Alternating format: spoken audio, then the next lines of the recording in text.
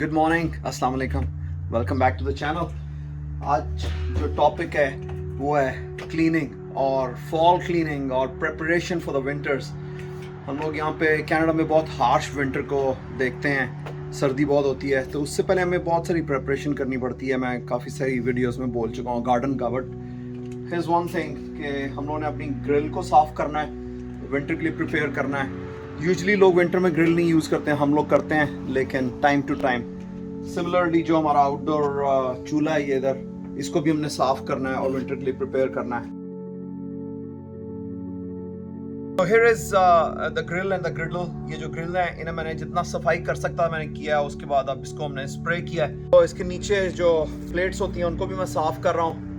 Once it is all clean, I'll clean the under base जो इसकी है grill की, और फिर हम इसे कवर कर देंगे।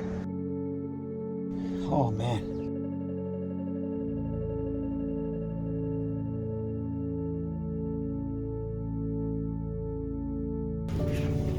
ग्रिल के अंदर से इतना गंद निकला है, बाकी जो आपने देखा है सारा उसके पार्ट्स मैंने साफ किए, दैट्स सेपरेट।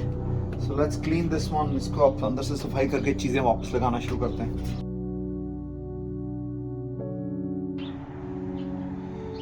जी सफाइयाँ तकरीबन हो गई हैं। ग्रिडल को जो है आपने करना होता है सीजन, तो ये मैं सीजन करूँगा। इसको भी मैं 350 पे गर्म करूँगा और फिर उसके बाद ये मैं ऑयल जो है साफ़ कर दूँगा ये वाला, और ये रेडी हो जाएगी हमारी ग्रिडल।